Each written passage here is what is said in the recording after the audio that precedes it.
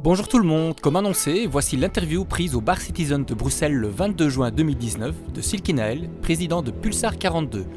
Entre autres les thèmes de l'avancée du site Pulsar 42, l'interview de Pedro Camacho et quelques informations sur la Pariverse. Profitez bien.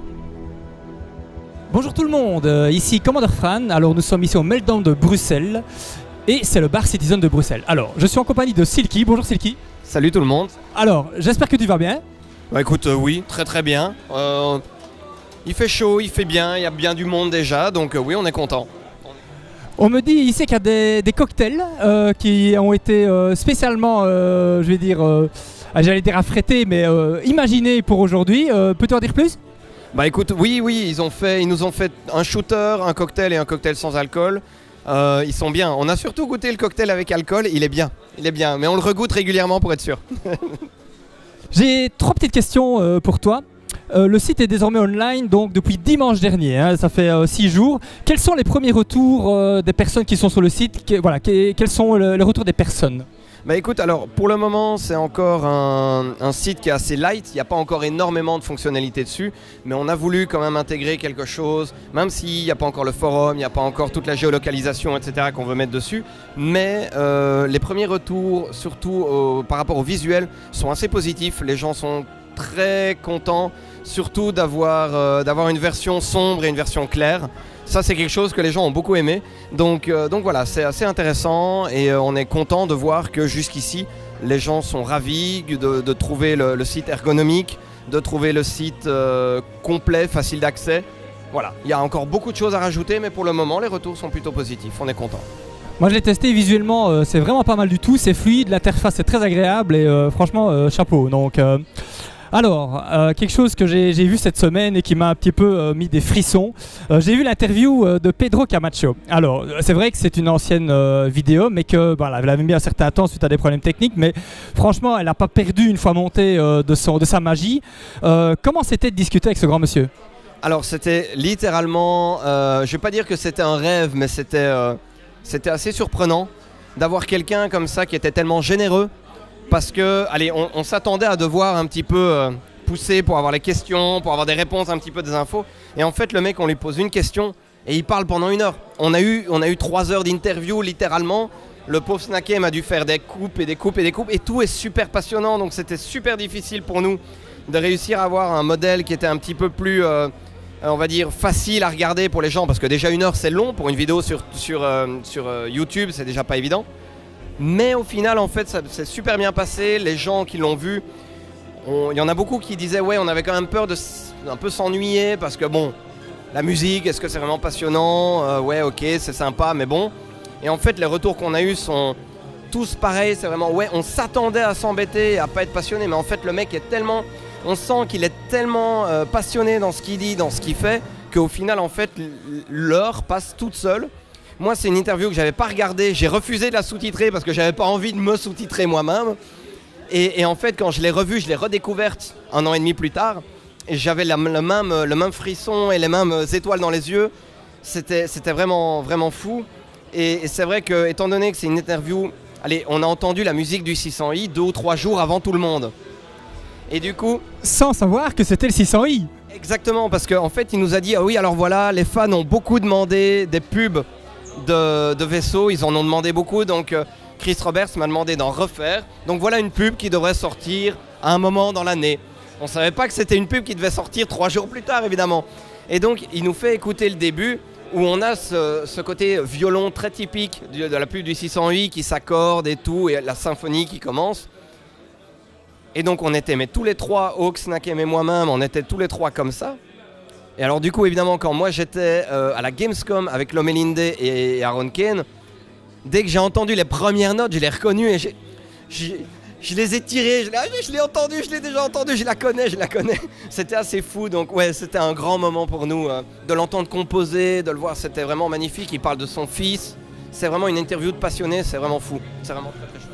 Moi, je retiendrai vraiment une générosité dans l'interview parce qu'il vous fait écouter toutes sortes de choses et en fait, il continue, il trouve d'autres sons, il compose devant vous. Franchement, vous rentrez quasi dans son intimité. Oui, vraiment, c'est vraiment marrant parce qu'il À la base, il nous avait dit, bon alors pas plus de 2 heures quand même. Et puis en fait, après 2 heures, il y a sa femme et son fils qui sont rentrés. Et attendez, je vais les ouvrir, j'arrive, je reviens, partez pas. Et donc du coup, il y a sa femme et son fils qui rentrent. Et puis il revient, excusez-moi, désolé, mais non. Mais... Et à la fin, c'est quand même encore lui qui nous remercie. Alors que, mec, tu nous accordes du temps. Enfin, c'est nous qui devons te remercier, être à genoux et te dire qu'on le mérite pas. Et en fait, non, c'est lui qui nous remercie parce qu'on a pris le temps de s'intéresser à lui. C'est quelqu'un de super humble. C'est vraiment passionnant et c'est un monsieur, on a vraiment envie de refaire une interview avec lui maintenant, voir l'évolution avec les 2 ans qui ont passé, etc. Peut-être à un moment, on essaiera, mais c'est vrai que c'est quelqu'un, on a envie de parler avec lui parce qu'il a tellement de choses à partager, c'est vraiment fou. C'est vrai que aussi c'est l'humilité, hein. C'était, franchement c'était vraiment, et on s'est pas ennuyé du tout pendant toute la vidéo, tellement c'était prenant. Dernier sujet que j'ai envie de te demander parce que c'est tout frais également. Donc la Paris-Verse, désormais la date est connue, hein, c'est le 30 novembre, donc c'est une semaine après la CitizenCon. Est-ce que tu peux maintenant un peu nous annoncer, nous en dire plus sur ce que vous avez envie de préparer en tout cas?